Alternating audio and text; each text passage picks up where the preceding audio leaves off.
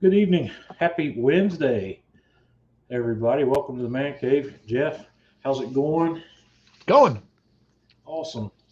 It's close to Thanksgiving. I just decided today that maybe tonight would be a good time to come on and have a little impromptu question and answer session for anybody that might have some questions or whatnot on what they're doing for their Thanksgiving cook. Uh, you can bounce your ideas off me and Jeff. Ryan, glad you could make it in here with us. Ben, Brian. I'm not sure if Fran's still here or not. Fran came in early, and I don't have Tanya running the background tonight. Tanya's busy upstairs. She's putting part of our Thanksgiving. Tanya's making the main course for our Thanksgiving dinner tomorrow or lunch. We're having lasagna, and Tanya's making that. Andy's with us. Nice. Mike, good deal. So I'm going to do what I do every time we get together on here. I'm going to have a drink. Uh, I might even end up with a dead soul. Hey, Ryan's with us. That's all I got left out of Ryan's bottle. I need to hook up with Ryan again, or I'm probably going to be running low on Eagle Rare. I got some more hiding back up there somewhere. Oh boy. I don't know if I'll kill this tonight or not. Maybe I will. Let's just do. Why not? Debate's over. Yeah, this is a lower proof than I normally drink on Friday night or Thursday night, so having just a little heavier pour won't be that bad, right? Cheers, What everybody. could happen, she said. Uh, It'll be fun. oh yeah. Well, I got to warn you guys up front. My cooking for the day's not quite finished yet. I've got a pound cake in the oven back here that's got to come out here in a few minutes. So I'm going to have to step back. Jeff wants to know where I found the Eagle Rare. My local shop has it occasionally. That particular bottle was a gift from Mr. Ryan Lowry, who's here with us tonight. So, Ryan, I appreciate that. I've actually got another full 750 ml bottle of that. And I have back here in the back, I've got this monster. This is a 1.75 liter bottle, 1.75. That showed up at a lottery at my local shop that I bought. So I've got enough Eagle Rare to keep me the whistle wet for a while. And if you really want something good from them, this bottle right here, that's Colonel E.H. Taylor, that one in that tube right there. That's probably the best iteration of anything I have from Buffalo Trace at the moment. So let's see. We got a good crew here tonight, but like I said, I'm 4 minutes in. Jeff, you cook? Have you started your Thanksgiving cooking yet? Preparing for it, yes. Cooking, no. All the cooking will be done tomorrow. Yep. I talked my mom out of a big Thanksgiving this year. My mom is responsible for the salad and the bread. I'm doing the desserts, which I've made a pumpkin pie. I've got a pound cake in the oven. It's about ready to come out. I've got to go get it out in just a couple of minutes. And Tanya's upstairs making lasagna. She's putting the lasagna together. We'll throw it in the fridge and we'll take it down to Mom's in the morning and cook it. So, all right. Let's see. Yeah, this is how I like to look at it, Anthony. I'm with you. Yep. Yeah, I'm no, I'm very aware of the issues associated with drinking too much, and I'm paying close attention to that. I haven't gotten to a point yet where I feel like I need a drink, so that's a good thing. And typically, I'll have a drink 1 to 2 nights a week. I always have a drink on Thursday night when I do the live stream, and occasionally I'll do one on Monday night as well. And but I didn't get to do one Monday night, so I'll have tonight and tomorrow night this week.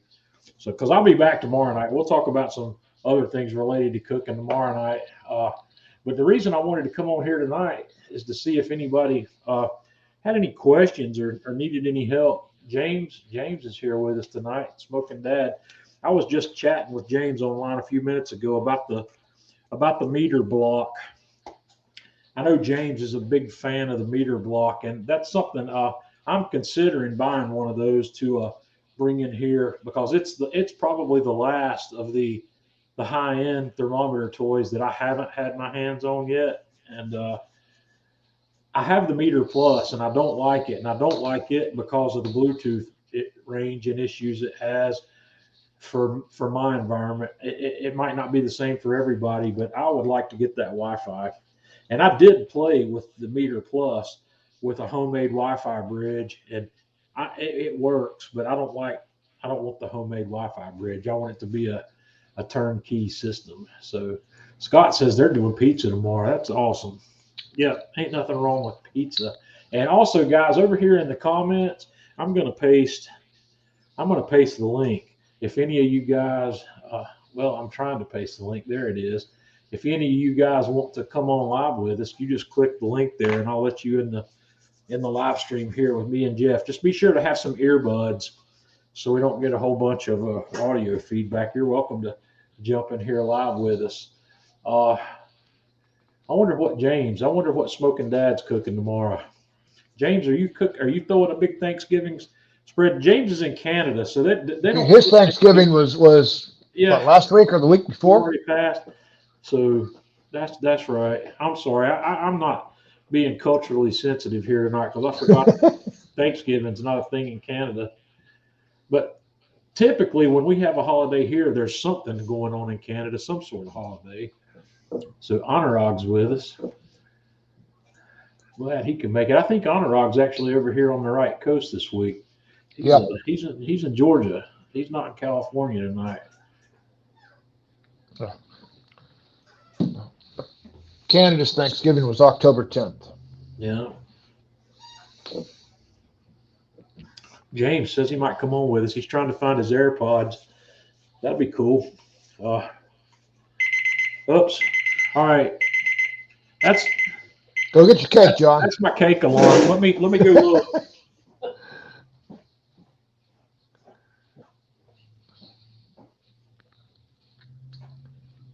So anyway, while John's gone, I'm going to be doing turkey breast on the bark tomorrow. Also going to be doing a turkey roulade. Going to try one of those and do my Brussels with bacon and onions as a side. Going to do a pumpkin pie on the Big Joe and the Brussels on the classic. And we're going to see how many grills we can use tomorrow. Who knows? I might get them all going. All right. That's a little man cave magic right there, guys. Yeah, buddy. Looks good. This is my blueberry cream cheese pound cake with no blueberries. I just put it together because I had everything I needed to do it. And I'll tell you in a minute. I was making a video today. I was going to make pumpkin pie and make a video, but I botched the cook and had to start it over midstream, and I was mad, so I didn't keep shooting. Okay, Brian, do I still recommend the Oklahoma Joe injector? Yeah, it works good. It's a good, inexpensive injector. And then Ed's asked, what do I think of the new bark? I think the new bark is awesome. I like the fact that they've gone over to a metal gear on the shaft, which should help out. But I mean, even whether you have a Gen 2 or a Gen 3 bark, I mean, they're both beasts. Can't go wrong with either one. I think the Gen 1 was a beast. Yeah. I mean, there's been some enhancements in all three of them, but I do like what they've done with the Gen 3. That's they've made the footprint of the grill smaller without making the grill smaller, and by moving that pellet hopper in the front, I think that's a really good deal. Okay. Plus, it's increased the size. It's now up to 27 pounds. I mean, not that I think you really need 27 pounds, because 20 pounds, I went 24 hours and still had plenty left over. So, yep. Good evening, James. Hey, James. Hey, how you doing? Good. Hey, how you doing, Jeff? So Found something wired that's not hopefully too echoey. What's up? What do you have a holiday in Canada this week? No, but the Bills are playing tomorrow. My wife's from Buffalo, so it might as well be in our house. Did they get dug out of the snow? They had to go to Detroit to play last week, so and now the game this week is actually supposed to be there, so it's 2 weeks in a row. Right. You guys aren't. That's lake effect snow. Y'all aren't seeing that where you are you? Didn't even get an inch, and we're less than an hour from Buffalo. Right. Wow. I remember hearing about that. It's it was lake effect snow that was causing that. I've been up that way I've been up in upstate New York near Buffalo, closer to Syracuse than Buffalo in December. I'm familiar with what that's like. It was crazy. I had a Jeep Wrangler last time I was up there, and I was pushing snow with the bumper of my Jeep, and it was this really powder. It was like powdered sugar. It was, you could blow it and it just go crazy. It was a really fine, really cold, powdery snow, and you couldn't see where the road was, and that's what bothered me. I decided we're not going anywhere. We're going back. If I couldn't determine where the road was and wasn't, I needed to just go back home. So yeah, so James he's not got a big spread cooking tomorrow. Everybody's cooking. James, I know you're fully aware of the turkey craze that's going on right now. Everybody, I see it. Everybody's cooking turkeys, and I'm bucking the system. We're having lasagna tomorrow. Good for you. On the Dojo pizza oven? I'm not cooking it. My wife is upstairs putting that lasagna together right now. We're taking it to Mom's and going to cook it in her oven. So I'm not even going to, well, I am going to fire up a grill tomorrow. I'm going to make a video. I'm getting my Karubacue back and working. Are you familiar with that? No. So it's a small self-contained stick burner. You might like it. I'll tomorrow night when I come on the live stream, I'm going to show some pictures of that system and explain it. And I'm hoping I bought a turkey. I wasn't going to cook a turkey this year, but I decided I was going to cook one on the Karubacue at the last minute. So I've got one thawed out, and it's a pretty neat little system. It's a stick burner for people that don't want to fuss with a full size stick burner, and it's neat. You might enjoy it. So yeah, I've had it for a couple years, and I've done some video content on it already, but I put it aside for a while, and now I'm bringing it back. I'm looking at some different things. So I don't know. I don't have anybody. Ed's complaining about you not having any flannel on tonight. What's going on? I know that he's got the lumberjack thing going on his videos, but not tonight. I can go change if it makes you more comfortable. Jeff probably doesn't own any flannel or any hoodies. They don't have call for that down where he lives. I have one or two for when I travel. Yeah, Jeff does come up to cooler weather country occasionally. So it was cooler this last weekend when I came up by you. I mean, it was 30. When I left Georgia, it was 35 degrees. We had a couple cold mornings this week in the mid-20s, and but today it hit 70 degrees outside. It was nice here today. I don't know where Wellington is. James, are you anywhere near Wellington? It's about an hour. About an hour. Yeah. So that's Anthony's. Anthony's asking that. I haven't seen any questions pop up. No. I guess everybody that's part of our audience already knows what they're doing. Uh, that's a good thing, though. I'm happy about that. And Carl, I have not cooked in the new Weber yet. I've got it put together. I did a burn in on it, and I haven't decided exactly what I'm going to do first on that yet. James, I bought a 26-inch Weber kettle. Uh, just one of these things. I'm going to try to get back to some of my roots and get back to a level where I can speak to some of the people I was speaking to originally when I got into this game. And a 26-inch kettle, I think, is a pretty nice little tool. So we're going to play with that some in the coming weeks. I was going to buy a Weber Smoky Mountain as well, but I've decided to hold off on that. I got space problems, and I've got some stuff that I'm waiting on somebody to come get. And when that guy shows up to get this stuff, I'll have some space available. And We just need to build you a bigger deck, John. well, I do. That would be a thing. But one of the guys I used to work with, I did some horse trading. I got I horse traded him a gas grill and a kettle Joe for some non-grilling related stuff that he has that I want. So, getting that gas grill out of here will free up a bunch of space because that thing's big and I just don't use it. So let's see. John says you're going to do a 14-pound bird on the PK 300. Okay, that I'm impressed with your vigor there because That's a lofty one. A 14-pound bird's a nice size piece of meat to go on a PK 300. You familiar with the PK grills, right, James? Yeah, I want one of those. I don't have one, but those are still. You picked up the Franklin one, didn't you? I did. I bought the Franklin one last summer, or actually, was it in the spring of this year? I had the PK 360, and I sold the PK 360 to buy the PK 300 because I like the feature set better on that grill than I like the 360. And don't get me wrong, the 360 is a nice grill, and it's got a little bit more grilling real estate, but I really like the PK 300.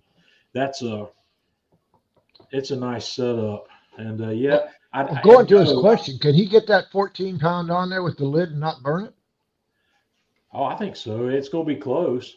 That turkey's going to be not far from the dome because John, you might not measure that. You ought to have a look. If you haven't already set that bird on that grill, you might want to do that because I don't know. You don't have to have a lot of clearance to get it to cook. But one of the things I have found from cooking big pieces of meat like in the Joe Jr. is when there's less airspace around whatever you're cooking, it does take it longer to cook. You've got that thing. James was talking about this, and I can't remember which video it was. James was talking about thermometer placement, and he hit the nail on the head when he was talking about the ambient probe being close to and above the meat. You'd never get a good reading off of it because it's going to be reading the combined temperature of cooling air that's flowing across the top of that meat from three different sides there. And when you run into the same issue when you don't have enough clearance around your meat in the grill. But John, look, I'm interested in hearing how that goes. So I'm not sure to tell you what to do other than make sure you can close the lid on it. That would be the first thing. And there's a question here for James. Are you upgrading your Smoke North? Yeah, I've been in touch with so shortly after I did a year review of buying it, I learned actually from people in the comments that there's a second generation in the works. And so from that, I've seen the specs now of what's coming out. So I think I found someone to buy my first generation. And this next week or so, I'll make the decision and put a deposit down on the second generation. But I think I'm going to upgrade. All right. That's a beautiful smoker. It really is. And here's another one. This is something I can't really fathom a spatchcock on the Joe Tissery. James, have you pulled that off yet? No, sorry, Jeff. I thought I got back to you earlier, but yeah, I think the new Joe Tissery basket is about the only way you could do it. I'm not sure a very big bird would fit, but I think if you spatchcocked one down to 5 to 7 pounds, we might be able to get it to fit in that basket and try it. On the rotisserie itself, you're going to be unbalanced as all get out because you have all your meat on one side. You're gonna have clearance issues as well when you spread the bird out that much. In the basket, Ryan in the says- rotisserie? No, just in a rotisserie itself. Yeah. Oh yeah. Brian, he I told meant me in he the was willing to in that get new rid of- basket thing. Yeah. Oh, Yeah, it'd be an awful small turkey. Yeah. yeah. That's cool, Brian. I'm glad you got that. I love my PK Go. That's a great portable charcoal grill. That's another question for James. I held this up because that's what this is. You're having Wayne Gretzky whiskey. A little bit of that, yep. Hmm. I actually don't love it, but it's very popular and accessible here. Yep. Honorog's doing a 22-pound turkey on his Kamado Joe and some Korean sushi with Spam. Okay. That reminds me, I can do this now. Jeff, you and I need to talk about Spam. We're going to get together on that. What are we going to do with Spam, John? Oh, we're gonna have some fun. 5,555 ways to make Spam. Well, we're going to do something extraordinary. How about that? Hey, everything is extraordinary in my book. Do they have Spam in Canada, James? Unfortunately. I haven't seen you cooking any. What's the matter? I guess I need to give it a go. You could Hey, I reverse could do sear one Spam on the rotisserie, John. in the basket. No, it's just on the rotisserie itself. I can wrap it right in the hooks, you know? You don't even need the hooks for Spam. You could do it just like you do pecan. You just run that rod through there. It's not going to give up on that rod. It'll stay on there. Oh, it's not the fact of it staying on. As it cooks, the rod's going to spin inside, and the It won't and the spin Spam is inside going the to sit Spam. there. That Spam's That's firm fine. enough. It ain't going to spin Hooks. in there. It'll work. I got enough hooks. I could do 3-4 cans of Spam. Yeah. Think about it. Oh, man. Let's see. Sean's going to do a 14-pounder. Sean, 14-pound is the money. That's Sweet spot. Yeah, and it's the same with briskets. I like my briskets 14 pounds, and I like the turkeys at 14 pounds. And if you don't think 14 pounds is enough for whatever your need is, do 2 of them. Don't buy a bigger bird. I'm with you on that. The 14 pounds, and like I said, I still shouldn't even talk about it because I'm not a turkey fan. I think it's a lot of work to make a great turkey. And even when you do make a great turkey, it's still just turkey. And in my mind, it's just not amazing. I don't know. It's how much people spend more time and effort prepping a turkey than they do any other cut of meat. Prime ribs don't get that kind of training. No. Brisket, butts, none of them get the time and effort you put into a turkey. And I would rather eat all of those things than turkey. You know, Oh, yeah. What is the deal here? Give me Thanksgiving. I beef guess ribs. it's hard to beef ribs. Yeah. That's the holy grail of barbecue. We all know that. But man, I don't know. Jeff, we got to, and James, maybe James has got a bigger audience. So maybe we can get James in on this. James, let's trend something else for Thanksgiving where people aren't so jacked up on turkeys every year. How can we do that? We need to elicit some other YouTubers and social media people to this. Let's see if we can lay some waste to the turkey industry next fall. The What turkey would- farmers will be after you, John. Well, I don't know, man. I don't see why people want to go to all the work to have turkey. You know, everything's better than turkey at the end of the day. I just It's a tough one. Like I'm with you. Turkey's not my favorite. But the grandparents, the aunts, the uncles, everyone loves turkey. And there is something satisfying to people that have had really bad turkey their entire life cooked in the oven. And if you nail one, whether you do it rotisserie or spatchcock, and you get everybody for the first time realizing that turkey's actually pretty terrible and this is better, it is immensely satisfying. So, I mean, I like it for those reasons, but I agree. There's a lot of other things for myself I'd rather cook Yep. if I wasn't trying to win over grandparents and aunts and uncles. I like the leftovers better than the first day runs. Agreed. And that's what I'm going to do with this turkey that I'm going to cook either tomorrow or Friday. I'm going to take the leftovers and make a turkey pot pie or something out of that because that's John, make a roasty. Make a what? A roasty. What is a roasty? That's where you get yourself your red potatoes. You boil them for 10 minutes and you put them in the refrigerator, left in the water overnight. You take them back out. You peel them. You run them through your grater so that they're now hash browns. You take a small 8 or 10 inch frying pan and you line those up all the way up the sides. Let them brown real good. Then you put in your turkey, your stuffing, your cranberry. Top it off with more hash browns. Put another 8-inch skillet on top. You flip it over. You let it cook and brown on that side, and that's a roasty. And they are fabulous. Well, we'll see. I'm not getting real excited about that idea just yet. We'll have to think about it. If you had one, you would. If you ever come to Orlando, I'm going to take you to Mrs. Potato. She's the one who turned me on to roasty. She was on Guy's Diners, Drive-In, and Dives. Yeah. And she makes some mean roasties, buddy. That's an incredible TV show. It really is. I get more inspiration from that than about any other cooking TV show I've ever seen. Mm-hmm. And they don't give you recipes. But then again, most of us don't cook by recipes so much anyway. You can watch what these guys are doing. And I'll give you a tip about learning to follow stuff that's going on Diners, Drive-Ins, and Dives. They'll tell you what they're putting in there when it comes to the seasonings, and the seasonings are the big thing. And you'll come to learn quickly when you start cooking that way that the amount of seasonings you put in there rarely make or break the recipe. You get close, eyeball it, and I don't know. I'm contradicting myself here in a lot of ways, but that's the way I throw things together. If I need to make videos sometime, or I need to set up a video camera when I'm cooking where I'm not making a video.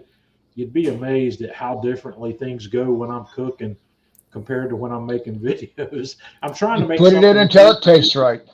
Yeah, I'm trying to make something that's reproducible when I do a video, and I'm not so much the case when I'm not cooking. I only follow a recipe once. That's the very first time I make something. I'll follow the recipe to the T, and then I'll go, nope, this needs to be tweaked. Ryan says he sees no problem with beef shorties for Thanksgiving. Absolutely not. Yeah. So,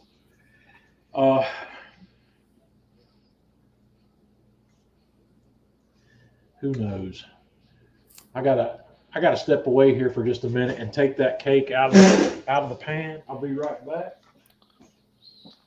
I'm gonna do a video on the turkey roasty just for John.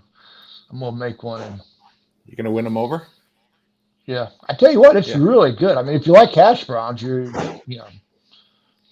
that's basically what you have is you got a hash brown encased, or turkey. Let me rephrase that. You have turkey stuffing, gravy encased in a hash brown encasement. Well, that's looking good, John. That looks great. This is a half recipe, and I cooked it in one of those Lodge bread loaf pans. I just made half of one because I don't need a whole one for this few people that I've got tomorrow. But that's perfect. We just got to let it cool before we wrap it up.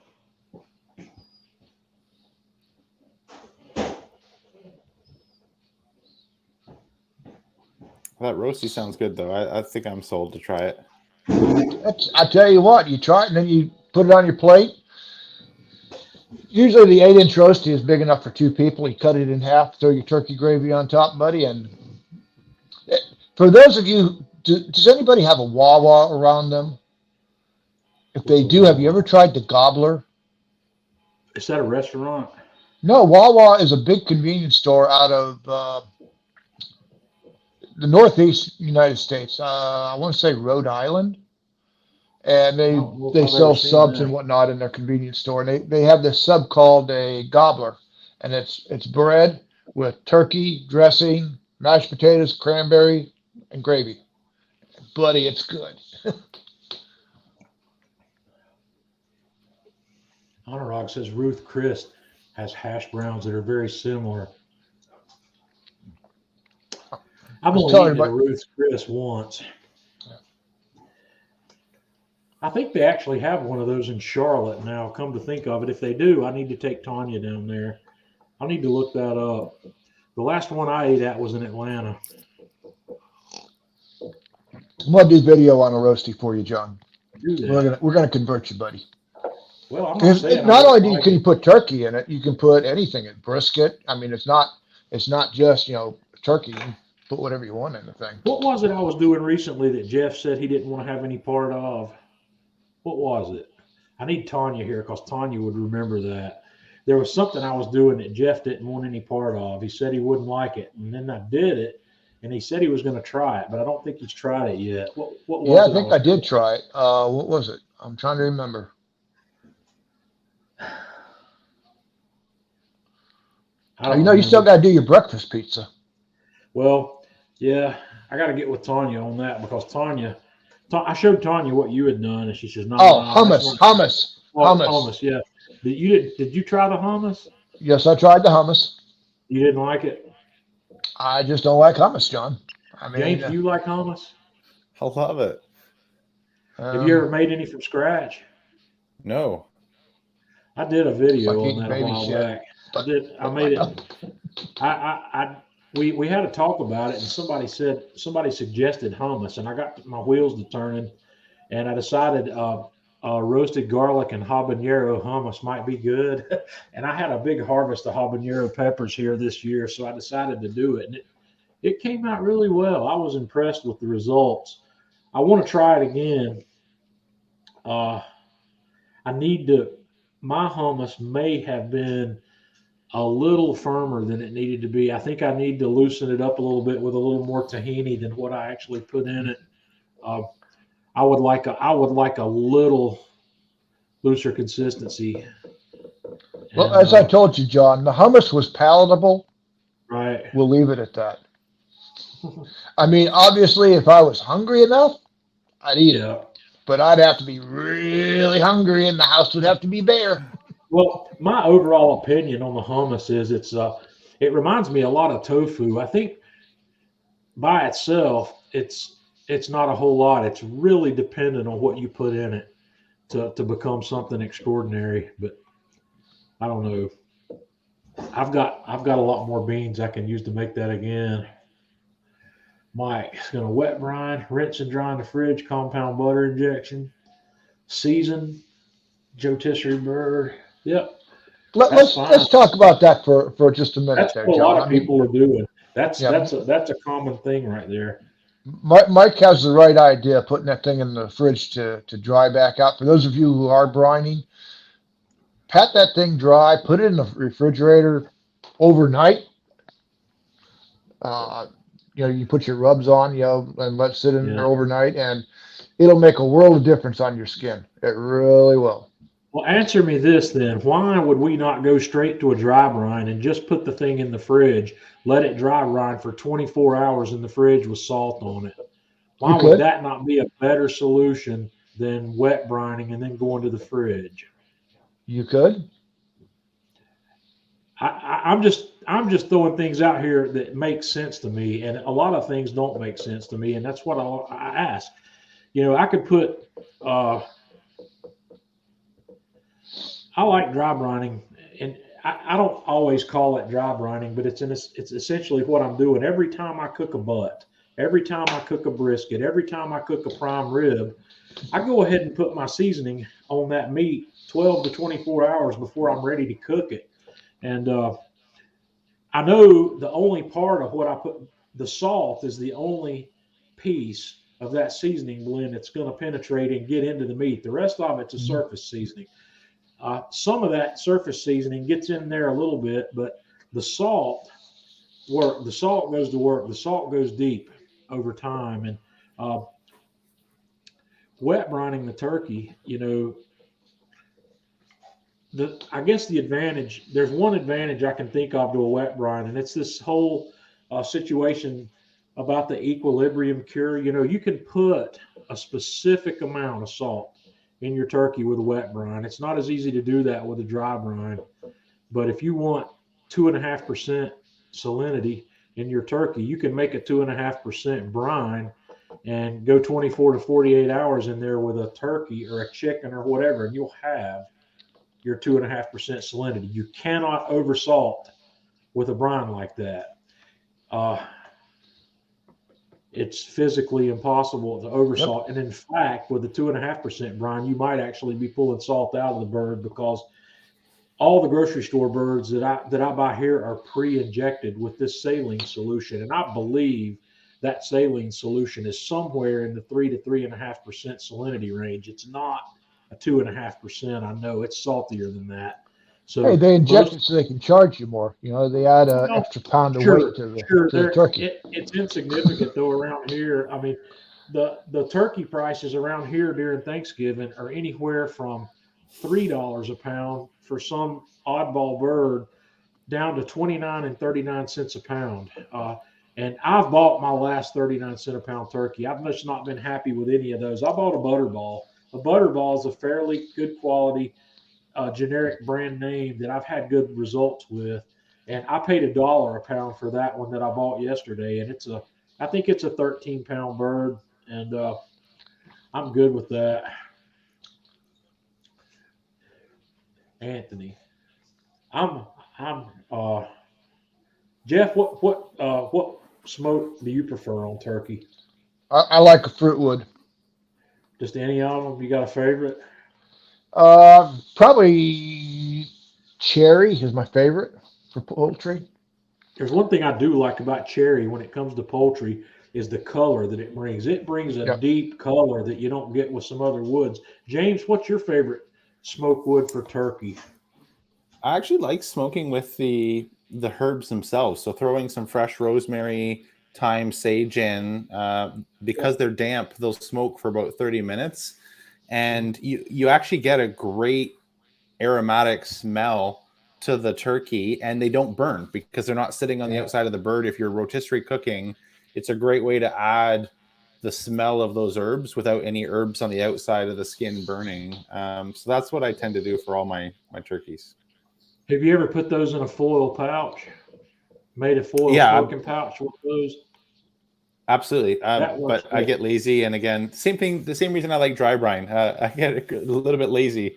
You know, the idea of like a turkey buried, chop up oranges, throw in a bunch of spices, a whole bunch of things that you can't always taste. Then you got to rinse it, dry it, and focus on the skin. So I just look at, what are we doing? We're trying to break down the cell consistency, make it a little bit more tender, and you're trying to dry it out so you get great crispy skin. And dry brine is the easy road to that. And it's the same thing with the foil pouch. It's just throwing those herbs right in the coals. If I'm using the rotisserie works as well. The only issue is they don't last as long as the foil pouch. So I end up burning probably twice as much.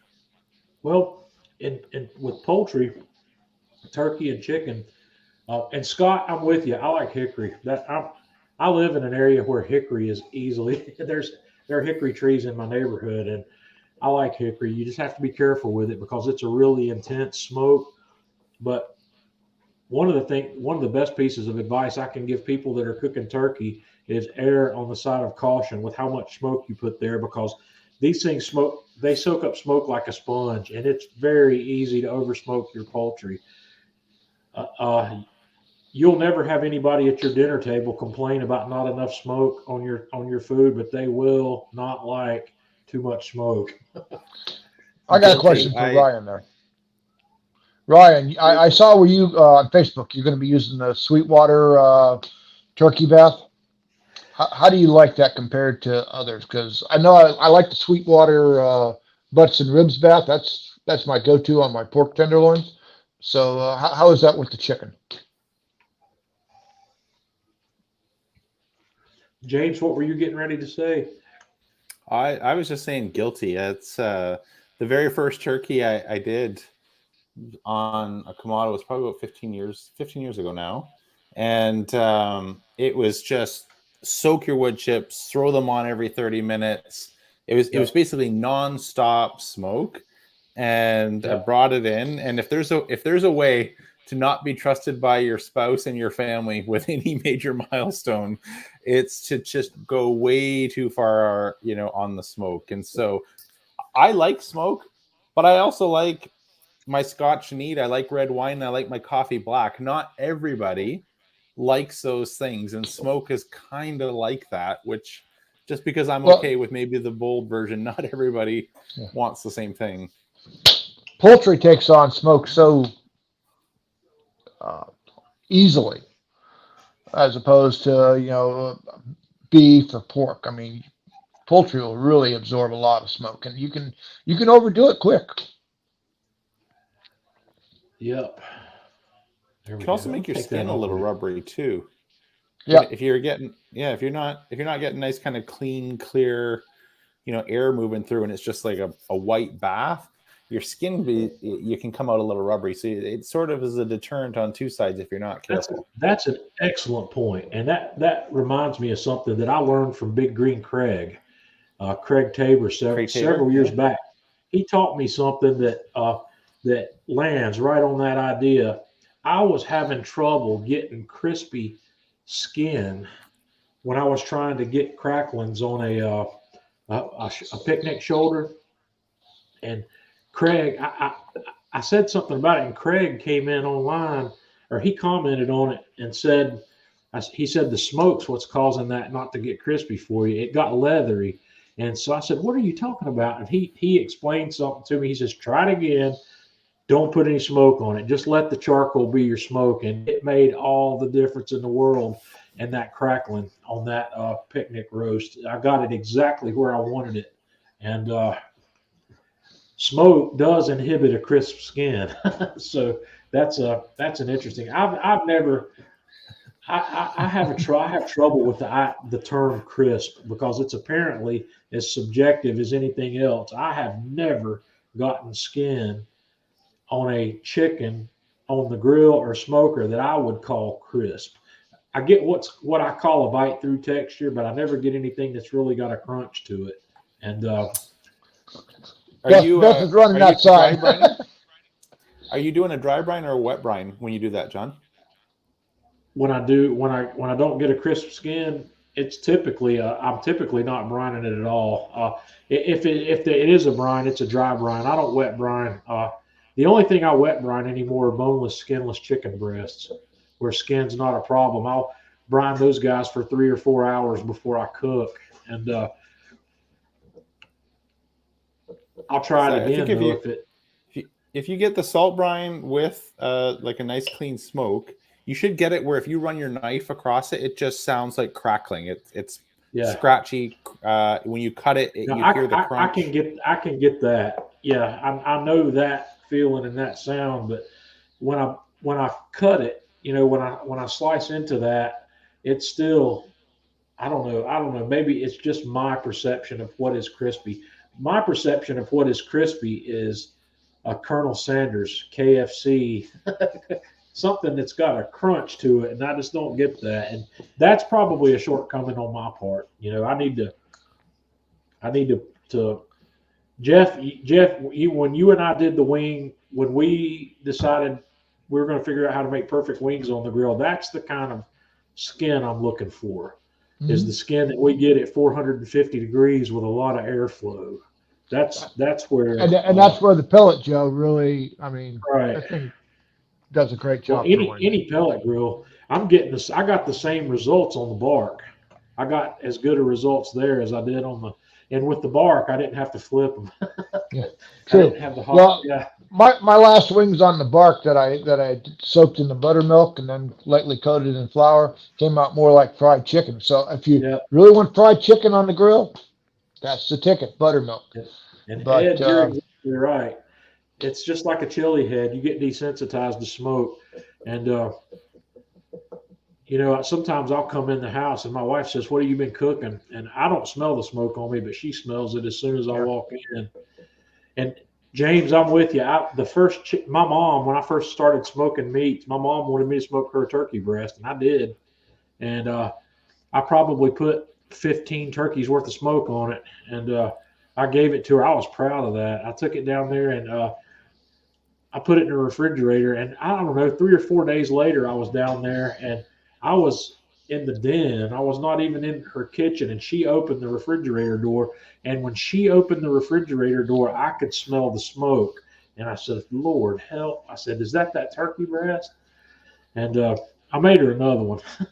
I felt bad about that. Well, it's true. Growing up, we used to make fun of my grandma Yeah. for Too not much being aware of perfume. this. Too much perfume. Like, how does she not know? But then, once you start grilling and smoking, we do the same thing Yeah. with smoke, where you don't maybe notice the smell of the smoke because you're out there, you get desensitized to it, and you bring it in, and your whole family is like, I don't trust you to touch dinner ever again. So I go probably a little bit more the other way to be careful. Same as with us tonight. She says mesquite. So yeah, I can't. I can buy mesquite chunks. I can buy them, but that's a southwestern thing. I don't know. I don't think Janice is with us tonight, but I think Janice cooks with some mesquite, and mesquite is probably the only smoking wood out there that I'm aware of that's got a higher intensity level than hickory. Yeah. It's really. I'd be afraid to use mesquite on a turkey. It'd have to be an awful small piece of mesquite. Don't be afraid of it, Jeff. Go next time you're at a shop where you can buy a bag of mesquite pellets. Buy them and cook something with it. The mesquite pellets we're are talking not mesquite pellets versus a block of mesquite are right. like It's opposite different. ends of the spectrum. It's diffused enough that you can get a great mesquite flavor from the pellets because it's not 100% mesquite, but it's kind of like habanero peppers. They're tamed down enough to where you can taste that citrus flavor from the habanero, and it's not going to burn your tongue off. But mesquite's hardcore. When it comes to fruit wood, I've got a bunch of cherry. I was looking for some firewood to burn in my Alpha oven quite a while back, and I came across a Facebook Marketplace ad. There's a picture of a pile of wood beside this guy's house for $20, and he says must pick up, and it was cherry. I could tell by looking at it that it was cherry. So I sent the guy a message. I said I want it, and I called my father-in-law and said, come get me in your pickup truck. We're going to go get some wood, and I probably got 400 pounds of cherry. So I have a supply of cherry that's not going anywhere. That should last you for the rest of your life, John. No, it won't last me that long, but it'll last a while. Okay, Jam says he's enjoyed the making your own rubs, and that's something, guys. James has been doing that as long as I've known James. I know James has got some commercial rubs, but James, you've been pretty much making your own rubs for a really long time. I started out making my own rubs, and what happened to me, first of all, I'm going to say up front, a lot of the rubs that I've had and had on here in the past are rubs that have been provided to me from various people, but that doesn't change how much I like or dislike any of those rubs. If I didn't like one of them, I told you I didn't like it. And if I did like one, I told you I did like it, and I still like them. But right now, I'm not being provided with rubs, and I've gone back to making my own, and that's not an indication that you should not do what you like. I enjoy making my rubs, and I've got 3 rubs that I use here, and it's just a lot cheaper. Rubs are expensive, and James did a recent video. James, that video was last week or the week before? Yeah, it was last week. Like I like rubs. Well, I was just gonna say I like rubs if you use them to learn. Like it's a great way if you maybe there's an expert creator and it's a great way to learn. But the thing I have against them is you don't get to control your salt. Coming back to the dry brine, I like dry brine on everything, and some of those rubs go a little bit crazy on the salt, and so you don't get control of how much salt. And then there's the cost. Like one of the ones that I showed, it cost me $33. Now that's a Canada thing versus real money. But it's a little bit crazy on the cost, and then you got the freshness, the clumping, and it's maybe an oversimplification, but I've never gone to a restaurant and ordered a steak and said to the waiter, is the chef using this rub? Yeah. No, it's we don't order food like that, and I feel like it's sometimes a crutch that we financially become codependent on that holds us back, and so that's kind of my point of view. I see a lot of things in the rub market that are marketing tools that are capable of selling rubs that aren't necessarily the rub itself. And there's a lot of fancy marketing. These the label that goes on the rub bottle, if you find that label appealing, you're more likely to buy that bottle of rub. Let me tell you something, that rub company, I can't remember what the actual company's called, but the word shit is in every one of their rub names. Uh, I've had the opportunity to taste some of those, and they're not all that, but people love it because they got the all shit, the chicken shit, you know. That it's got a cool factor to it, so people buy it. The other thing about rubs, I think, that sells rubs to us is when you open that bottle, the aroma that you get, or the taste nuances you get when you put your finger in it and put that on your tongue, that sells a lot of rubs. But the problem there is those nuances do not survive the cook. And one of the things, if I was going to buy additional commercial rubs, I will use those rubs as a finishing rub rather than a cooking rub. I'll cook with my homemade stuff. And one of the things I do like to do is on pulled pork, if I'm going to, let's just say something simple like a pulled pork sandwich, I like to shake a little rub on the sandwich. Mm-hmm. Those nuances sometimes come through when you do that, but they don't survive the cook. And when you've got a $20 bottle of rub where all you're doing, shaking a little bit of that on a pulled pork sandwich, that bottle of rub goes a long way. But it's going to take a third of a cup of that rub, or maybe even a half a cup of that rub, to cook a pork butt. That's how much of it you need to cook a pork butt. And one of those $20 bottles of rubs is enough to cook 4 pork butts at best, if you're using a half a cup of rub on each butt. So that's $5 worth of rub that's going into the butt. And if you're getting butts for $1 a pound, like I get sometimes, that's 50% of the cost of the meat that you're putting on the grill. So yeah, Sean says he makes his without salt. That's a good thing to do, but the most of the rubs that I've got 3 rubs that I use, and one of them is basically a salt, pepper, garlic blend. That salt, pepper, garlic blend's mostly salt. It's mostly salt. And I use that on a lot of things where I don't use anything else. So I basically treat it like salt. If there's enough salt in there that if I'm using, I guess the general rule of thumb for brining and pre-salting is a teaspoon of salt per pound of meat. Does that sound about like where you guys are, Jeff, James? Yeah. I do it by eye, but yeah, that sounds right. Yeah. Well, for people that want to measure bait, half a teaspoon, somewhere between 1 and 1.5 teaspoons of salt per pound is a pretty good number for a dry brine. So, but when you're dealing with a big piece of meat, like a butt or a turkey, even a 14-pound or bigger turkey, a pork butt, a brisket, you're going to have a hard time over salting that. It's not gonna, if you're going to use a rub that's got some salt in it, you're not gonna over salt it. I don't recall ever over salting anything I've ever cooked on the smoker. So there's you a question, James. You're the double indirect guy. Oh yeah. Well, I guess we all are double indirect. We all cook our pizzas with heat deflectors, air gap, and a pizza stone. So it's kind of the exact same thing. But yeah, I would do what you said there, which is place the heat deflectors. I place them on my charcoal basket, and then if I want a second set of deflectors, I put them on the X rack and then grids. So that's what I do in my Big Joe Series 1. Yep. So, James, I have to admit, I'm yet to actually try the double indirect method. Let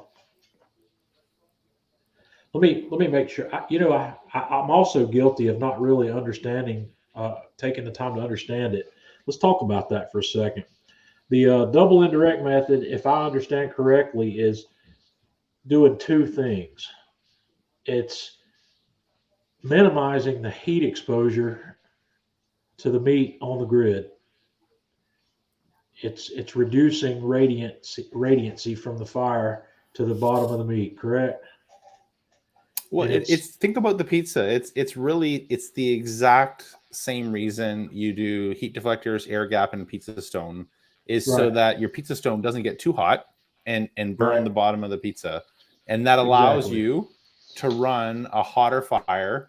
And when I do this on a low slow cook intentionally, I use about 50 to 75% more charcoal than if I don't use it. So you're burning way more fuel, so you're spending more money on fuel, but I found that tastes better in a really efficient grill. If you're actually burning more of a fire, it tastes better.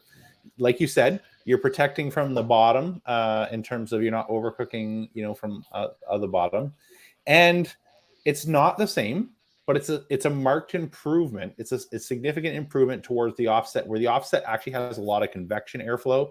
The Kamado, if you feel like the air coming out of your control tower top, it's barely moving air compared to, it feels like a hair dryer on low coming out of the top of my offset, the amount of hot air that's moving.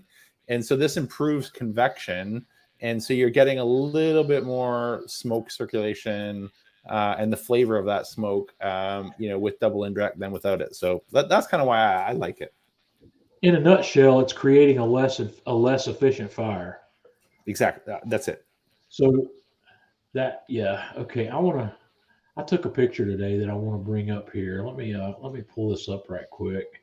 I want to ask James if he's ever done this, because I don't know if we've talked about this before. You see what I'm doing here, James? Is that the junior basket? I've got a small kick ash basket in my Classic where I can keep a smaller bundle of charcoal up together where it burns more efficiently. If I want a hotter fire for a longer period of time, I can get it this way without having the charcoal spread out across the full base of the Classic. And if you know how you've done that sometimes, and when you're done cooking and your fire's starting to go out, there's charcoal down in the bottom of the grill that's spread out that's not burned. This situation helps with that. It improves. It allows you to use that smaller amount of charcoal, and this is something I do frequently. Chef Eric does his just by he keeps.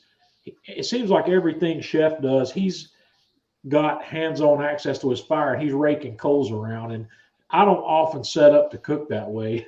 maybe that's an excuse of why I need a Big Joe, where I can still have a good bit of cooking space and still have hands-on access to my fire. But this allows me to keep my coals together, run a smaller, hotter fire without it spreading out and not being as efficient with the charcoal. But before Kamado Joe was making their own charcoal baskets, I bought a handful of these kick ash baskets, and I've got several of them. I think I've got 3 or 4 of them around here, and I bought one that was not a kick ash brand. I bought one of the cheap Chinese knockoffs that showed up on Amazon just to see if it was any good, and it wasn't. it was junk. Surprise, surprise. Yeah, but I had to try it because it was half the price of everything else, and it didn't last long before it started falling apart. But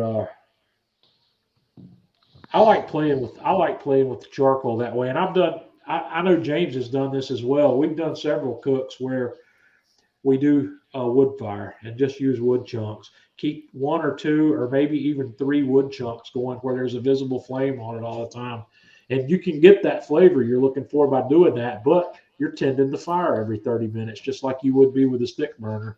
And I found that Kamado owners don't want to do that. That's why they bought the Kamado. I get questions, and I don't think, even after I did a couple of videos cooking that way, I don't think anybody came back to me and said, "Hey, John, I tried that." No. Let's see, Anthony. Oh boy, let me get that cleared out of here. Working on my outdoor kitchen dream list, which is the Kamado Joe 2, which he has. He's a Pit Boss. I'm guessing a Pit Boss is a pellet grill. I think they make a lot of pellet grills. A 4-burner griddle. He's got one on order. The Versa 16. Is the Versa an Uni product, or is it somebody else? think it's somebody else. I don't think it's Uni. Versa. I'm not sure if the Uni, that may be an Uni. Anthony, is that one of the Uni ovens? My wood fired oven's gone. It left the premises last week, and I've lost my desire to cook on the wood fired oven. It's by Unfortunately, Halo. Halo. So okay, Yeah. Halo's the one that we were talking about when what's his name was on with us from Urban Slicer. Yep. Anthony, the only thing that I would consider changing is save your pennies and get the mixing. Well, I don't know. James doesn't like pellet grills. We know this, so we're not going to get any good pellet grill advice from James. Sorry. No. Oh man, I've James, I was with you at one time, but I think I've learned. Jeff and I have spent an awful lot of time learning to get the results we want from a pellet grill. And what's killing me here is Myron Mixon used to talk shit about the pellet grills all the time, but Myron is actually competing with some pellet grills now, some of his own stuff, and he's doing real well with it. And he uses it for all his chicken. Yeah, that's one thing that I think a pellet grill excels at. You are not going to over smoke a turkey or a chicken on a pellet grill, and it'll have the right amount of smoke. But James, Jeff, and I've been doing low and slow on the pellet grill. You just got to do it lower and slower. We've been doing 12 hours at 200 degrees and put awesome results. Serious great smoke flavor. And what I'm trying to get set up here now is I need to figure out if I can duplicate those results on an inexpensive pellet grill. And luckily, today I was contacted by a pellet grill company that wants me to try one of their grills. They had contacted me a while back, and then they went dark on me. I never heard back from them, but somebody else from that company sent me an email today, so I may be getting an inexpensive pellet grill in here to play with. And one of the things I've told people, and I know Jeff will argue this with me for sure, pellet grills, for the most part, all cook the same. The price difference in pellet grills is the bells and whistles that come along with them and how well or how unwell they're built. But my first pellet grill was the bottom of the line Traeger. It was the one called the Little Texas Elite. And that thing was, I think, it was $700 new when I bought that thing about 9 years ago. And it did what it was supposed to do, but I want to find out now that I've really learned how to get the results I like from a pellet grill. I want to see if I can get that from a $700 or $800 grill. Well, let's talk about that for a second, John. When we're talking pellet grills, the mechanics of pellet grills are all the same. Mm-hmm. You got a pellet hopper, you got an auger that feeds your burn box, you have a burn box which smokes or ignites your pellets. Okay, so the fundamental workings of them are all the same. Where the difference comes in is in the materials of the build. Right. Well, there's other differences. Well, and the way some of them have the exhaust, like the Mixon. The exhaust is a big difference. The Mixon exhaust from the bottom and goes up, which gives you better convection, better circulation within your smoker, and that's what makes that thing such a beast. Grills don't have that. The lower end grills don't have that, and I think it's a chimney sticking off to the side, and your smoke comes up and it all goes out, and it never circulates your meat. So, well, this is I got my first experience with a low exhaust pellet grill with the Timberline, the Traeger Timberline, and James, you had a Timberline. I had a Pro and a Timberline. Yep. Did you see a difference in the smoke flavor between the Timberline and one that did not have a lower exhaust? I actually like the cheaper pellet grills, or the Yoder. I've not used the Myron, so I've not tested every grill, so that's not representative. But I actually like the cheaper grills because the metal is thinner and it doesn't retain as much heat, and so they end up burning more pellets. and more pellets, more burning. It tastes more like the offset. The Timberline and the Ironwood came with sort of this kind of like the Weber Summit, where it's got a bit of a double walled insulation, so you don't have to have a blanket on it in winter. Right. But that extra insulation, I actually found it tasted worse than my Pro did. Did you smoke yours? Did you try smoking all the way down to 200? I do 180, like even before the super smoke settings came out, I would always start ribs or something like that at like 180, 200, the lowest I could go for a couple hours, and then bounce it up. Mm-hmm. But the newer models come with like super smoke built in, which is essentially just doing that, where they start really, really low to make sure that it's just nonstop smoke. Yeah. Well, John and I have found 200 on a butt for 12 hours. Frickin' awesome. And a brisket. And a brisket, I'm hopefully going to cook a brisket next week. And James, I really like that foil boat method. I've seen that several places, and I like the results of that. It's great on Kamado. Yeah, my sister called me the other day and says, my husband bought a brisket. Will you cook it for me next week? Well, of course I'll cook it. Brisket. The thing is that I don't cook for free, even for my sister. So I'm going to have a serving or two of her brisket before I package it up and give it back to them. I don't know how big this brisket is they bought. I'll find out tomorrow. I'm picking it up tomorrow, and I guess I don't know, man. What am I going to cook that on, Jeff? I could cook it on the bark. I think the last brisket I did that came out so amazingly well was on the bark, so I might just go back to that. That's my go-to. I mean, and I love my Kamados, but geez, on briskets and butts, that bark is like, and the ribs. And John, speaking of that, you need to change your introductory trailer header, whatever you want to call it. You got to take those ribs out of there, man, because every time you do that, I want to go out and buy another set of ribs. Well, I need to get back down to Patton's and Duluth and get some more beef ribs. That's the closest place without buying them from. No, I'm talking the pork ribs, those extra meaty pork ribs. Oh yeah, God, those things are great. That whoever asked me about the Weber, when I'm going to break that in, that's what I'm going to break that in with. I'm going to cook a rack of baby backs on the Weber, and I probably will set up the snake method, because I haven't had the opportunity to do that in a long time, and that's a really cool technique for doing really long cooks on a Weber kettle, is lining the edge of that charcoal basket and letting it burn around. And I might just do that. I built the fire in it after I got it put together with charcoal, just to make sure I still knew how to control the temperature in a Weber kettle. And this one behaved exactly like the 22s do, but it's just got a lot more grill estate. This yep.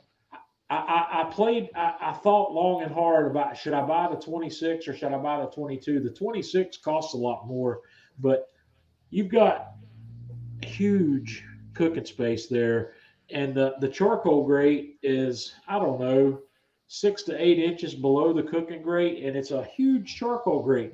I could have multiple hot zones on that thing. I could have multiple medium zones. You just basically start up a couple of chimneys of charcoal and put the coal where you want it. And yep. Yeah, and it came with 2 charcoal baskets, but the charcoal baskets that this thing comes with are the same size charcoal baskets that they sell for the 22s. They're not very big.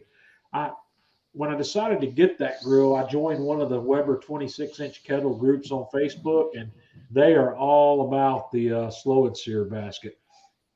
And I've got a slow and sear basket here, but it's not the one for the 26. It's the 22-inch one. I've kept that thing for some reason, and I haven't had a 22-inch kettle in years, but I kept that basket because Dave gave me that basket. I met Dave. Dave lives here in North Carolina. I met with him, and I cooked with it. It did what it was supposed to do, but it wasn't long after that I just didn't cook on it anymore. But I've got it. So I put mine in my kettle, Joe. Does it work in the kettle, Joe? Yep, the 22-inch. It Yeah. fits. So I moved mine over to the Kettle Joe, and it works. I fine. figure I'll probably just keep this 22 one and use it in the 26. It's just not as big as the one that goes into 26, so it won't be a nice flush fit around the outside. But I figure it'll work, and I'll play with it. But not now. I'm going to start out. My objective here is to reconnect with some people that aren't going to spend Kamado money. I want to try to bring some of that audience that I had back into the fold by cooking on that. And I'm also thinking, James, about just maybe bringing another Acorn around. Like I told you, I had the thought never crossed my mind when I had my Acorn to put a gasket on it. Yeah. Because when I had my Acorn, I hadn't had a ceramic Kamado yet. I wasn't in the mindset of what I needed to do maybe to turn that into a really nice setup. And when I saw you do that, I was kicking myself in the ass. I said, John, why did you not think of that? And I guess the only excuse I have is I had no reason to think of it because I had never seen it done, or I hadn't cooked with a grill that had a gasket on it. But Jeff, he put gaskets. He put like the fiberglass, or not the fiberglass, like Nomex or something along the lines on the base of the cooker and on the ash pan. And the biggest problem the Acorn has is it's not airtight. And I'm sitting here saying that's going to make that grill airtight enough to where you can control the temperatures with the vents. Because when I had mine, 300 degrees was hard for me to stay under 300. And I could basically cook at 300 with the vents closed. Yeah. And, well, that's the same thing with the Kettle Joe. Until you add that tilt on the Kettle Joe, that thing is all over the place. Well, the one thing I did learn about the Kettle Joe worked better the more you used it. So it kind of tightened up a little bit. So, but yeah, I don't like I've got beef with the Kettle Joe. I don't know. I can enjoy the idea of the Kettle Joe, but what you have there, in my humble opinion, is a metal Kamado. It's not absolutely. That's what it is. It's not enough like a Weber kettle to call it a kettle.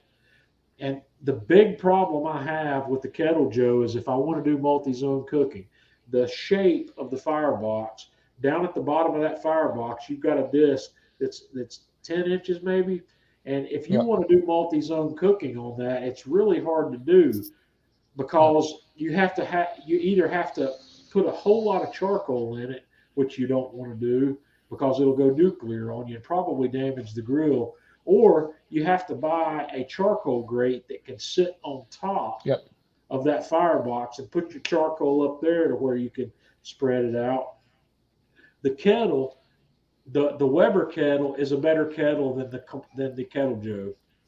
And James, since you've been doing some cooking on the Acorn, what's your 2 cents on comparison between the Kettle Joe and the Acorn? Those two grills are more similar than the Kettle Joe and the Weber. Yeah, I'd probably go the Acorn. The Kettle Joe benefits from just being less efficient. So again, less efficient, burning more charcoal, tastes good. So it benefits from not having any residual value. But the price of the Acorn, I was probably too snobbish on this early on, and I overlooked them. When I got my first Kamado, I got a green egg. I went straight to green egg, I think about 15, 16 years ago now. And, I'm totally wrong on, I'm not saying it'll last as long as an egg or a Kamado, but if you're just looking to get started for a couple $100, I see them on sale all the time. Even the one with the controller for $220 for $200. That's an amazing grill. And I'd probably go Acorn just because, again, unlike the Kettle Joe, you can do pizzas, normal Kamado things, low and slow, to searing everything else. And if you spend $20 on a gasket, it's actually usable. Yep. Well, that's where I'm jealous. All you guys up north, you get these sales on different grills. Down here in Florida, we don't get any sales because we cook 365 days a year. So there's no sales to be had. But the situation at hand here is I know some people. So Jeff, you know some people too, so we might. Yeah. I'm gonna talk to one of my friends and see if I can. I looked at that. That I don't know what they call it. It's the Acorn. It's got the fan controller built into it. What do they call that thing, James? I think it's called the Auto Komodo. I'm not really sure, It but is. That's it. It is. It's an Acorn with a fan unit built in. It's got a controller built into it. Jeff, have you seen that one?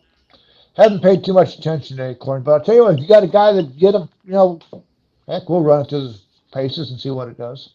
Well, let me pull some change because I got after back in the early days of me doing what I do. I did everything with the Acorn, and I could not get Char Griller to talk to me for anything. I contacted those people, and all I really wanted them to do was send me one of their smoking stones where I didn't have to spend $35 to do that. So I wanted, and they wouldn't give me the time of day. But the videos I was making at the time was selling a butt ton of Acorns because nobody at that time was making social media content with the Acorns. That's what launched my YouTube channel, was the Acorn. Because people, when I saw that grill at Lowe's, I came home and the first thing I did was went to YouTube. I wanted to see what other people were doing with that, and there was nothing there. I said, and that's when I told my wife, I said, I'm going back tomorrow. We're going to buy that grill. We're going to make video content with it. But they wouldn't talk to me. But the funny thing is several years ago, I was still doing exclusive with Kamado Joe. Somebody from marketing and Char Griller contacted me, and they wanted me to. They were interested at that point, and I just told them, I said, guys, I tried, and I said, I'm not in a situation where I can do that anymore. But the situation's changed because Char Griller and Kamado Joe are under the same umbrella now. They're under the same company, so I don't mind the idea of going out and buying an Acorn because they're inexpensive. But I might just ask for one and see if I can get both of us one, Jeff. I'll see. I'll talk. Mike, I'm not saying you don't cook 365 days. I'm saying the retailers don't sell grills 365 days. Up north, you have a May to September time frame. After that, everything goes on sale. Here in Florida, you don't get those sales. No, I don't get them here, Jeff. I keep seeing all these amazing ads this time of year where people are clearing out their stock. That doesn't happen here in North Carolina. Clearing out their stock of grills, of charcoal, pellets. Not here in Florida. I've seen those $300 Acorns, or I don't know what the Acorn sells for now. It was $299 when I bought mine, but I've seen those things at $129, $139, $149, half price. And none of that stuff ever happens around here. It's all north of here. I think that's probably the Northeast. I don't think that, or in the Midwest, in the cold country USA where it gets cold in the winter. Do they clear out? Do they have clearances like that up where you are, James? Where they go over to we're only about 40 minutes from Buffalo, so we actually get a much better deal going over there than we do here. Yeah. So is that because of the currency exchange or because of anything else? Well, for example, like Home Depot in Buffalo has the Acorn. They don't carry it here for whatever reason. There's only one or two grills at Home Depot or Rona or Lowe's in Canada. You go 40 minutes away to Buffalo, and I could buy an offset at Home Depot. So they just have a better selection. And sometimes at the end of the year, like you were saying, Jeff, they're a little bit more motivated when they want space for shovels and salt. And whatever they need to clear your driveway. Shovel salt for Christmas trees. Yeah, exactly. So the sales are pretty good, come this time of year. James, do you run into bullshit at the border when you're coming in with a truckload of grills? No, I go to Ace and stock up sometimes on charcoal when I want to. Rockwood, for example, is not sold in Canada, and I like Rockwood. Right. So I would go, just run over to Buffalo, and I get my runs to Buffalo include Rockwood, for charcoal, weed and feed, because I can't buy that in Canada to kill weeds for the lawn. And then sometimes, grills or accessories. So never any trouble coming back with a trunk full of all three of those things. Well, that's cool. I don't know. I don't understand the. I think what they call a value-added tax or something about goods from the U.S. crossing into Canada, or it's like why companies like Atlanta Grill Company can't ship to Canada because there's a lot of red tape involved in that. And even when we had what they called NAFTA, this North American Free Trade Agreement, there was no free trade between the U.S., Mexico, and Canada. We still had all these tax issues at the border. So I don't know. I don't know. I've got a couple of friends that live between Buffalo and Toronto in the communities there. That Mississauga, I've got a couple of friends in that area as well, and they often, in fact, one of my friends in Mississauga has a PO box in Buffalo, and so that's a thing. It's not just for those purposes. So yeah, I mean, having a U.S. shipping address, I guess, can save you a lot. Yeah, so you can that I can understand that. So I don't know. I don't understand why that has to be such a thing, but it is. It's politics. It's money. It's I don't know. It's more red tape than I want to think about. I'd rather think about cooking, but I don't know. I'm a numbers geek, and I want to understand these things, and some of it's just beyond comprehension. I can do calculus and I can do physics problems, but I can't understand taxes, and I can't understand international trade. That's where we need to get Anurag to explain that to us. Anurag will know the answers to all that. John, the easy part of the equation is the more you make, the more they take. That's all you need to know. Well, it's a little bit different at the border. It's not so much about that. I don't understand it. I know that it's enough of a problem that U.S. retailers won't ship product to Canada. It's so much red tape and so much hassle that they don't want any part of it. And I don't understand why that has to be so complex. It's the same way in Europe. Companies like Atlanta Grill Company won't ship to Europe. They won't ship to Australia, and there's people begging. But I think if they really thought about the price they're going to pay to get that, then it wouldn't be such a thing, because they're looking at buying it at what the American dollar price is based on the currency conversion. It sounds like a good thing, but the value added tax, or whatever it is they call this, it's not a tax. Well, it is a tax. James, what's it called? Do you know what that is? Is it a VAT? Well, I think that's officially in Europe, but like we just have, again, like you said, the barriers are really, really high with a whole bunch of taxes. And I learned early on, like part of the reason, we don't want to take any free products for people shipping us stuff is somebody could ship you something for free, and then it goes across the border and it gets appraised at whatever value, and then to receive it, you get a $500 tax bill. It's like, it was a gift. I don't want this to pay $500 in taxes for something. And so they do add a lot. HST, freight, duties, importing. Some of it's FedEx, UPS doing the customs, and the other part of it is the government. But it all adds up to not really fun as a customer importing something back and forth. James, as an influencer in Canada who has a huge audience in the U.S., how does that affect you? I buy a lot of my stuff. Like my last Big Joe I bought at Lowe's here. It was on sale, but or my offset I bought, or my pizza oven I bought. And most of that, again, is it's a lot easier for Canadian products to go to the States. Like I know people that have bought my offset and got it for less than a mill scale ship to Florida, for example. So the currency and the shipping is better going that way. Whereas if mill scale to come to Canada, my quote was $14,000 after duties for a $5,000 pit. And like, this is crazy. Yeah. So you can't do it. Could you have driven into the United States, bought that, and driven back with it without having to pay all that? Yep.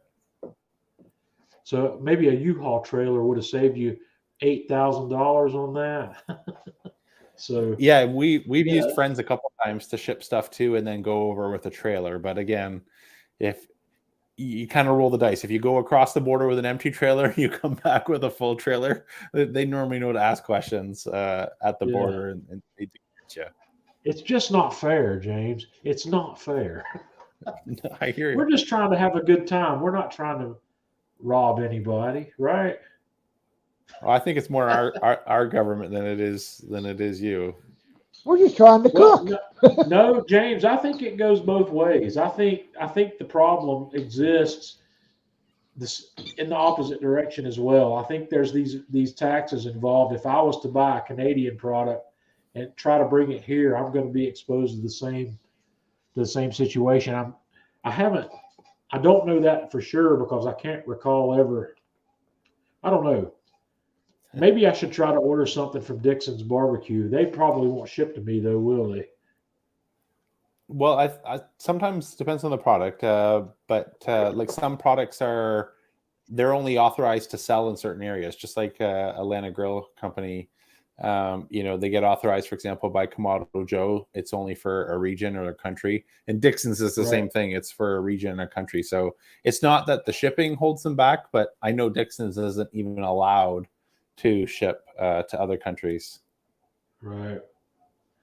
Okay. Let's see here. There's a question I want to look at. Brian, that's still the nicest bread knife I've ever had my hands on. It's so nice that mine was confiscated. You know this story, right? When I brought that bread knife to the man cave, I bought that one. That's one of the ones I paid for, and I made the mistake of making some bread. This was back when Jeff and I we were learning to make bread during the pandemic. We were quarantining, and Jeff and I were learning about bread. See, Jeff's got his right there. So we were learning. We were trying to master some bread techniques that we wanted to master between us. And I made some bread one day, and I left my knife in the upstairs kitchen. The upstairs kitchen is my wife's kitchen. So uh, my wife found that knife, and she says, She says, that's the nicest bread knife. She says, that's not just a bread knife. She says, that's the Cadillac of bread knives. She said, she told me, and these are the exact words she said, you can come visit that knife in my knife block anytime you please. And that knife to this day is in her knife block upstairs.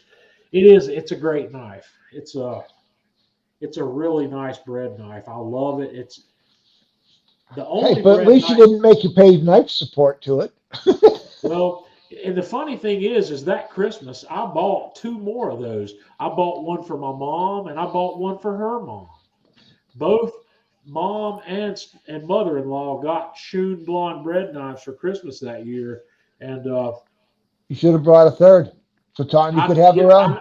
I need to have one of my own, but I'm looking at it. I'll figure that out. But James is doing Dow Strong. James, does Dow Strong have a bread knife? They do, but I've used a few friends' Schoons, and I mean they're beautiful, Yeah. as well. I haven't used their bread knife, but I do have a Dalstrong Shogun bread knife, and it also is no longer in my knife roll. It's in my wife's kitchen drawer. Okay, so it's a thing. It's a thing. It's a Then thing. it's not just my wife that likes these bread knives.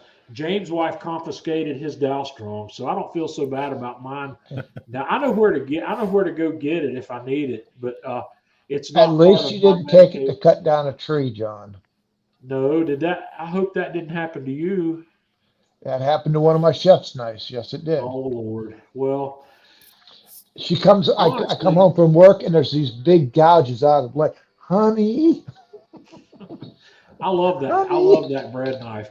I have since. I hadn't told James this story yet, but I'm trying. Like I said, it's the same sort of situation with the grills. I'm trying to reconnect myself with some followers that I left behind in the economic scheme when I started going up the ladder. I have bought some uh, Victorinox knives uh, that I am playing with. I'm using. They are my currently They're my go-to knives. And I've got Shuns and I've got my Miyabis. My Miyabis are my favorites. Those knives are sharp beyond belief. They are so scary sharp.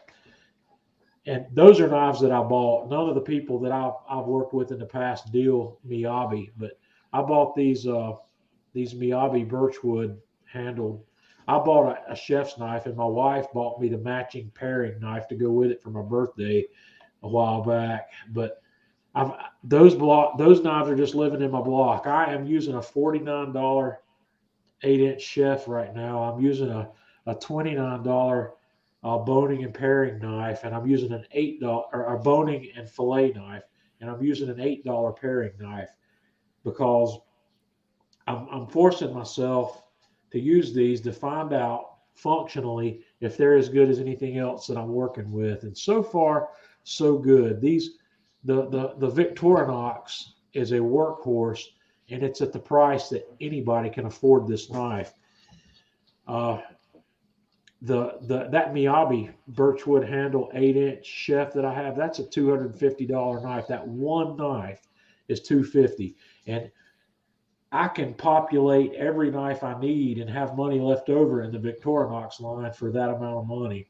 The Dalstrong knives that James are using, that series of knives, guys, and I wish Luca was here tonight because Luca bought a bunch of that stuff. I had some Dalstrongs in the past, and I did some promotion with Dalstrong. Those are extremely good knives. They are, and the thing that makes the Dalstrong so great, in my opinion, first of all, is not just the quality of that knife, it's their marketing strategy. They're direct marketing to you. They are not, you don't have a middleman in there, and you're able to buy a knife at $100 price point that would cost you $250 anywhere else. James has got knives from several lines of Dalstrong. The line that I had knives from the Shogun line, and I had a couple from the James, what's the one right below the Shogun? It'd be like starting at Gladiator, Centurion, Shogun, Gladiator. and then Omega. I had two from the Gladiator line. That's actually an excellent knife as well. That's a little less expensive than the Shogun, but those knives are beautiful. They're different. They're different. If you've had experience with German knives or European style knives and had experience with Asian knives, the Shogun line, they look like Asian knives, but the blade geometry is like a European blade. And that confused me, actually, because at the time I got the Shoguns, I had not had Shun yet, and I had not had Miyabi. And when I bought the first Miyabi that I had, the blade geometry amazed me because it's the I don't know how to describe it. I guess in a nutshell, the blade on an Asian knife is thinner than a European knife, and it makes a big difference in certain types of cutting. The European knives. Say again. I was going to say, I want to get, actually, Cindy called it out in the comments here, but the Maiden knives, I don't know if you've seen them, but they're a French, Yes. They're made in France, but they're a French style blade. So it's really flat on the bottom, then with a pretty aggressive rocker at the end, kind of like the German knife then, so you can get a bit of that rocking pattern. But I'm seeing them show up everywhere. I've never used one, but that's kind of next on the shopping list to try. I've seen that product line, but I've never had my hands on one. I think they direct market as well. I think so. So yeah. Mike's asking about a 6-inch chef for his wife for Christmas. She's not listening. Mike, the first question to that is, how much money do you want to spend? And you go from there. If you want a budget knife, have a look at the Victorinox. If you want an intermediate knife, have a look at Shun, have a look at Dalstrong. Dalstrong you'll find on Amazon. They mostly market on Amazon, right, James? Dalstrong, yeah, they're like Amazon or their own site, but yeah, they're online only. They've got a lot of options. But another, I'm trying to remember the name, Mercer. Mercer is another really what I would call a value blade. The Mercer knives are carbon steel, The Mercer knives are what they set students up with at the Culinary Institute of America. Uh, those students are issued Mercer, and Chef Eric's familiar with Mercer as well. I think he actually recommends a lot of that for people that want a quality knife that's not going to break the bank. Shun's going to run about 150 for a 6-inch knife. A Shun is 150. Yeah. Well, you probably get a Dalstrong. I'm not sure if Dalstrong has a 6-inch chef. They might have a Santoku at that length. James, do you know? I'm not sure. I know I have an 8-inch, but I've actually not looked for a 6-inch. Let me look. That's what I'm looking at right now. So James, we got another one of your fans on here. Yes, they have it in the Shogun and also the Gladiator. The Shogun is 97. The Gladiator is 70. For a 6-inch? Yep. Yeah, hey, David. Honorog says we need to get that Kramer. That Kramer is sexy. Yes, it is. I still want that knife, but I cannot make myself spend that much money on that knife. And James, the reason this Kramer has a shape, I've got these sausage fingers, man. My fingers are fat, and when I'm holding a knife, when I'm rocking, if I don't have a big heel on my knife, I'm racking my knuckles on my cutting board. And the Kramer works for that. The Kramer I can get underneath and not do that. But we're looking at 350 a US for the Kramer. There's two different levels of that knife. One of them's the Damascus one's more expensive than the non-Damascus one, of course. But yeah, Honorog, keep me in mind at Christmas, man. I'm your buddy. I'm your man. Jeff, you think he'll hook a brother up at Christmas with a Kramer? I don't know. Now, these Kramers, let's keep this. Wait. Let's drop the gauntlet. I dare him to hook you up, okay?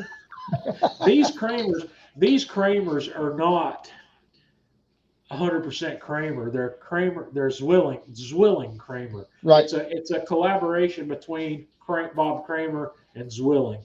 The real Kramers are 2 to 3 times the price of these things. Yeah. So, but still, it is a pretty knife. I mean, yeah, Atlanta Grill Company brought those in. They had them in there over the summer at the summer event, and I stood there and drooled over those 2 knives for hours. And I had to fight not to bring one home with me. He drooled so bad I had to hand him a drool rag. Maybe one day I'll get the Kramer, but right now like I said, I'm really trying to figure out if I can work with the Victorinox. And so far, so good. I'm doing well. Honorog says he'll buy you one if you buy him one. I don't necessarily prefer the Damascus, Honorog. The Damascus is what I would call the only benefit there. The only benefit there is appearance. Yeah. That carbon steel. Well, I don't know. I'm not going to say the only benefit. That Damascus might be a little harder steel than the carbon. It might hold an edge maybe a little longer, but I'm not worried about edges anymore. This dumbass spent $700 on knife sharpener, so I can sharpen anything now. Thank you, John, for bringing that up. That dumbass spent $700 on a knife sharpener, but won't spend $250 on the knife he really wants. Tell me the logic there. I'm good. You know, what we're going to figure out is if my $50 knife, how long that $50 knife will hold up. Because, look, I've had that $50 knife now. I bought that in July. And we're, July, August, September, October. We're in November. I've had that knife for 5 months. And the 8-inch chef knife is the workhorse in my kitchen. That's the knife that I do something with every day, if not multiple times a day. So I have put that knife on the sharpener once in 5 months. So it's doing well. It's holding an edge effectively. But I also, guys, I've got a honing steel, and I go 2 swipes each direction on the honing steel every time I pull my knife out of the block. The honing steel is not a sharpener. It keeps a sharp knife sharp, and I recommend everybody having one. And It just stings the blade. you don't have to spend a lot of money. A $40 honing steel is all you need, and Okay. it's worth it. Let's talk about shoons for just a second. I'm going to tell everybody here who's thinking about a shoon. Shoons are great, nice, but if you're thinking about doing any like spatchcocking or whatnot, the shoon is not what you want to use for that, No, unless you feel like taking chips out of it. Now, if you feel like taking chips out of it, go for it. But Asian if knives you're going to aren't. do Yeah. no, any of the Asian knives are not meant for that. The blade is too Well, thin. the Schoen cleaver would probably handle that. Oh, the cleaver would, but I'm Yes. talking any of your French knives. Like I've got my Woostocks French knives. I take that 8 inch and I'll boom down both sides of chicken Yeah. backbone, and we're I've got done. the I've got the Zwilling Pro, and that's the knife that I spatchcock with. If I don't spatchcock, but I'll break the bird down. I'll break the bird down completely before I spatchcock it. I'll make it into 8 pieces. If I'm gonna flatten it out, I'm gonna spend the extra 60 seconds it takes to break it all the way down. Then I pull each piece of meat off when it's ready. I don't Yep. have to worry about is that part ready and this part ready because they're all connected. That's the part about spatchcocking that bugs me. Well, like I say, with the Yeah. shoons, if you're going to be doing any bone contact or any hard Yeah. contact, shoon is not the knife that you want to use. And I mean, also, I straight actually for have complaints. vegetables, breads, whatnot. I have complaints about the Schoen. I've got two 8-inch Schoen chef's knives. I've got the blonde and I've got the dark handled one. And those blades are so brittle, I'm afraid of them. I have had Yep. chips in those blades. And the first one I had, the dark handle one, after I had had chips in it several times that I had had to work out, I decided Schoen has a free sharpening service. If you buy a Schoen, you can send it to them and they'll sharpen it for you for free. Well, what free means is you pay shipping to send it to them, and I think you send them $5 or $7 or something, and they'll send it back to you 8 to 10 weeks later. I think it took 8 weeks to get mine back. It was during the pandemic though, but uh, it came back with a good edge on it, but it continued to chip. And there's a certain level of brittleness, and you won't see that on these Dowstrongs that James uses. These Dowstrongs are not going to do this. I don't know if it has anything to do with the Rockwell hardness. James was talking about Rockwell hardness on his recent video about those Dowstrongs, and that hardness, the higher hardness you have, you also have more brittle. But I don't recall ever having any issues with the edges chipping on the Dowstrongs that I had. So Yep. Well, m- Ryan, Me I'll neither. match you. I have more money spent on Le Creuset. Le Creuset, thank you, John, than I do on. Oh my God! No, Jeff, you don't. Kathy has the money in the Le Creuset stuff. Yeah, I know Ryan's got a ton of shoes. Every time I see Ryan post a picture, it's either with his Chef Eric hat on or he's either got a shoe in his hand. So yeah, Hey, but hey, John, I need to actually go put some kids to bed. So, but it's been a pleasure. James, thanks Yep. for hanging out with us, man. We'll have you back on. We'll talk stick burner sometime. I want to talk with you some more about that smoker. So thanks for hanging out with us. Oh, thanks for having me. Good to see you. Take care. Yep, have a good one. So Ryan, Yeah, we're coming up on close to 2 hours now, John. that's okay. We're doing okay. If you need to go, I don't know. No, Our, I'm our fine. conversation's gone fun here. I've had a good time. So, Ed, no, I didn't have to send it to Japan. I think it went somewhere to the West Coast. I think it was. I don't remember exactly. It was a U.S. address, but I think it may have been in the Portland area. So, yeah, it says we all whispered Le Creuset. And I'll tell you what, I love that stuff. Kathy lets me use it on the grill, and it cleans Yeah. up nice. Le Creuset is beautiful stuff. It really is. It's if I had to give the Man Cave Meals approval on Le Creuset, it's going to get my hashtag MCM really right stuff. It's Yep. good.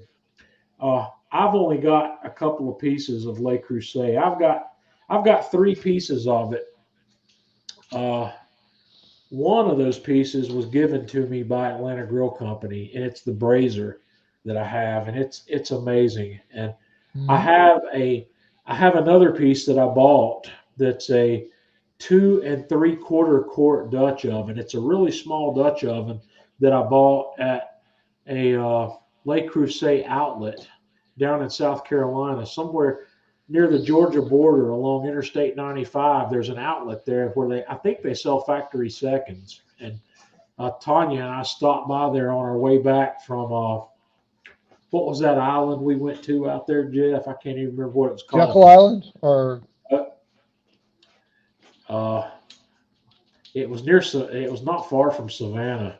that'd be Uh, Jekyll Island, Tybee Island. We were out there.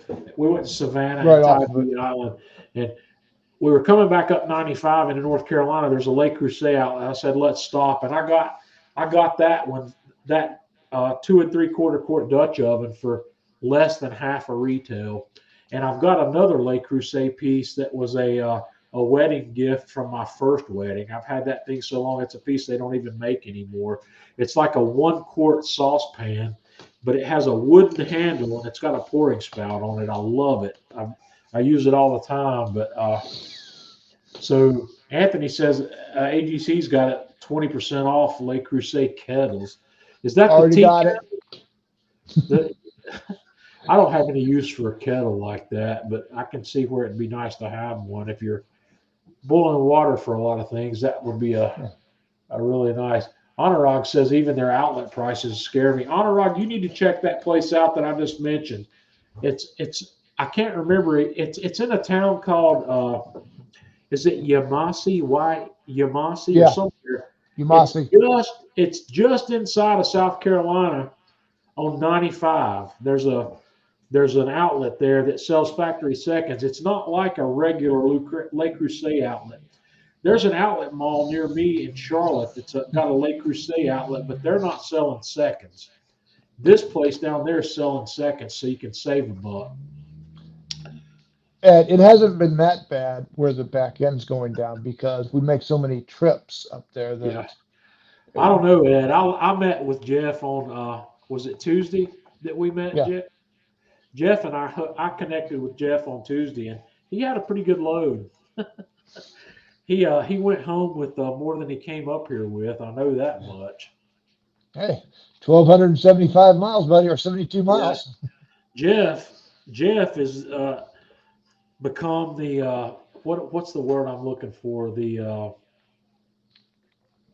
it's benefactor is not the word I'm looking for. He has Yeah, become yeah.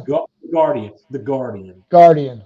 Jeff is now the guardian of the Alpha Kamado Joe Jr. Jeff now has the first Kamado Joe Jr. that was ever made, and Yep.